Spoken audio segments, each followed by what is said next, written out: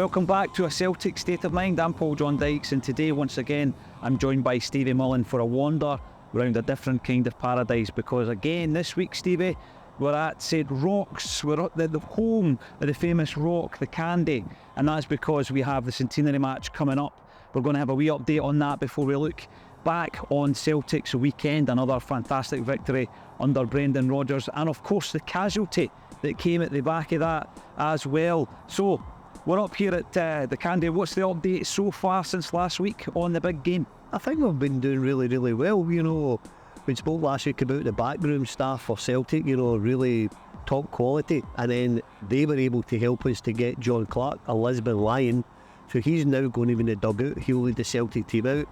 You know, as a club like St Rocks, we can't really get a better accolade. We've already had Bertie Auld, you know, being a season ticket holder, and now we've got John Clark. It's absolutely magnificent, Paul John. Magnificent. It's terrible.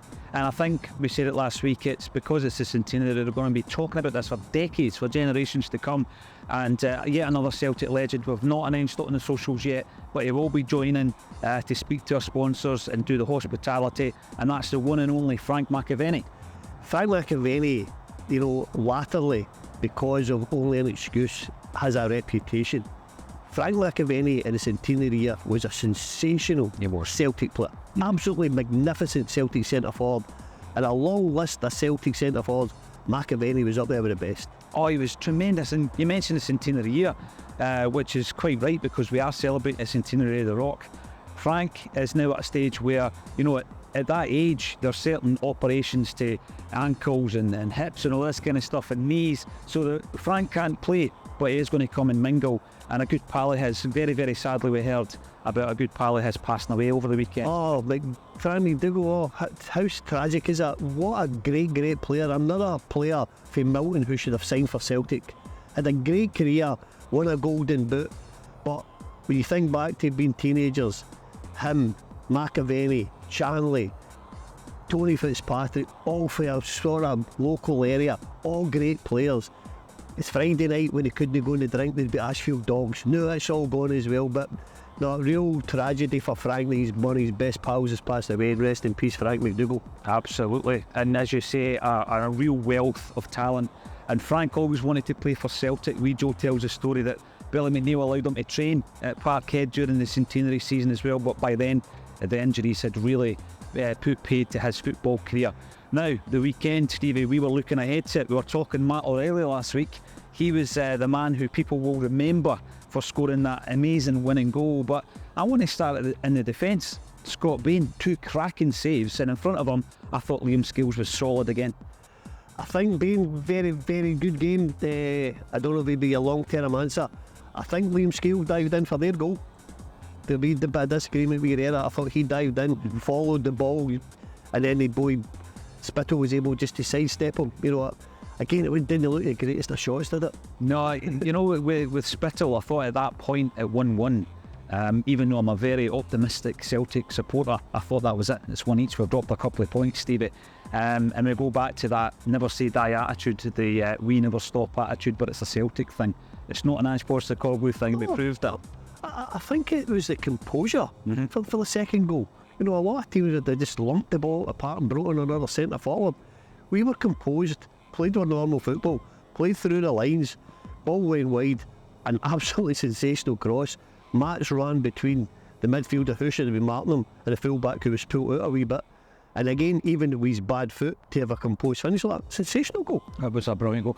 You're talking about composure. If you watch the move right back to the point where the ball is played by Scales to Bain, and that's where the move starts. It comes out to Nat Phillips, and like you say, they don't panic. They lose the ball a couple of times in the move. Palma loses the ball in the move, but they don't panic. They stay composed, and the ball coming in to Matt O'Reilly was played by Greg Taylor, and I've got to give him a bit of credit, Stevie, because leading up to that particular moment in the game, he took a real, what we would call a dullion.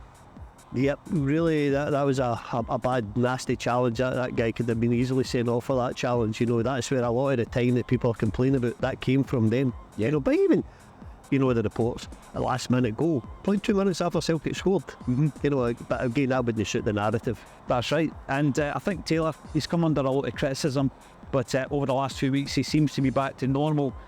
He would have been in pain when he had that ball, but he showed that composure. It was a brilliant cross and a great finish. But see if you're playing under Brendan Rodgers, Paul John, and you can't take confidence out of playing a top-class coach who can help you with aspects of your game that might not be the strongest.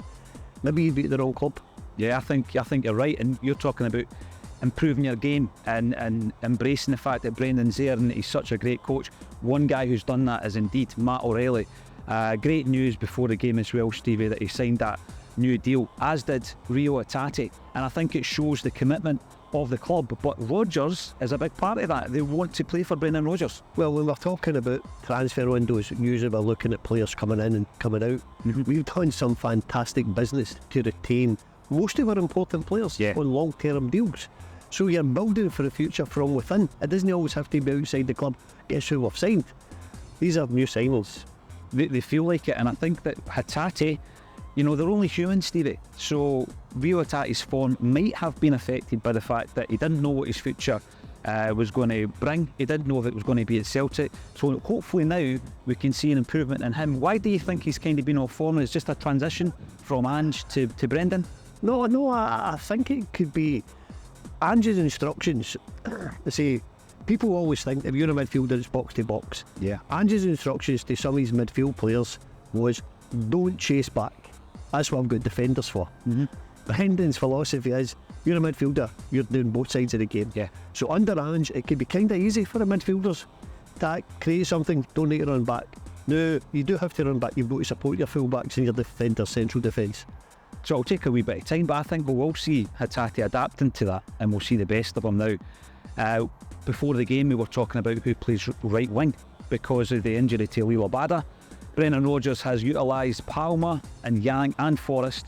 It was Yang that got the shout, but I don't know, he was like a rabbit in the headlights at the weekend and he was taken off at half time. It was a bold move.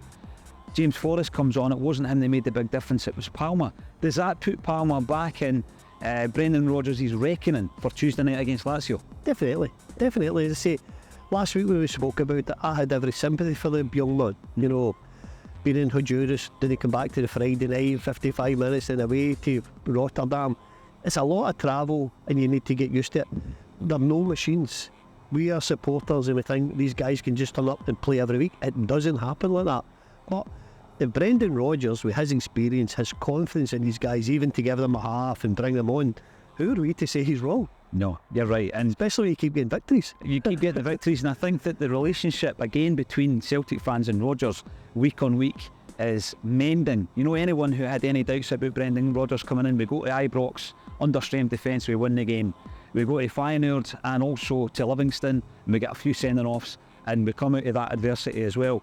And then at the weekend there, with a last-minute goal, week on week, he seems to be building that rapport again and that relationship with the fan base.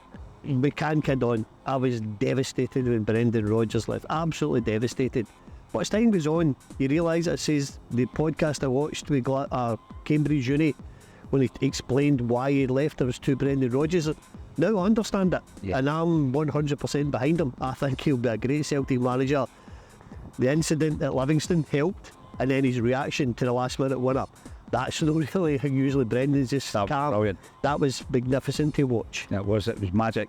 Now, Tuesday night, Lazio, we'll remember the game where they came over the Italians. There was a lot of controversy, mainly around, obviously, there's two teams and there's two philosophies and there's two political mindsets, and they're the extreme opposites, Stevie. They're coming to Celtic Park on Tuesday night. I'm going to say that Palmer must start. Obviously, Phillips is going to start at centre half. How do you fancy your chances?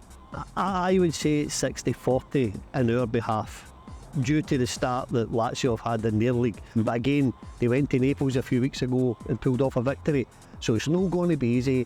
None of the games are, but we need to be confident in our management, in our players, in our support to get behind the team, and it gives us a good chance. Yeah, I'm looking forward to yet another memorable European night at Celtic Park. At the beginning of the season, Stevie, I spoke about the fact that we'd brought in a top-class coach, and I said that, you know, four of the biggest teams in Scotland, Rangers, Aberdeen, Hibs and Hearts, they, you know, a lot of the time, they announce coaches and it's short-termism, and I suggested at the beginning of the season that 2 or 3 of them would actually be sacked. They wouldn't last the season, and it's happened a lot quicker than I expected. Hibs obviously have replaced their gaffer, and at the weekend, Rangers replaced their gaffer. And I think that when you look at that, you know, and you look at the way that Celtic are going about their business, again, for me, it's another tick against Brendan Rodgers' name. I wouldn't have expected Michael Beale to last the weekend after the result of the weekend. I think his comments to the press after it were totally disrespectful to Aberdeen. Yes. You know, all the great pressure. Aberdeen had 6 shots on target. Rangers had 4. Again, if I was a Rangers fan, which thank God I'm not, I would be really disappointed in their interim management team. No, I know. A guy who says he didn't want to play for a new club in 2012 is now their manager. Yes. And the other guy, his track record as a manager is appalling. Mm-hmm.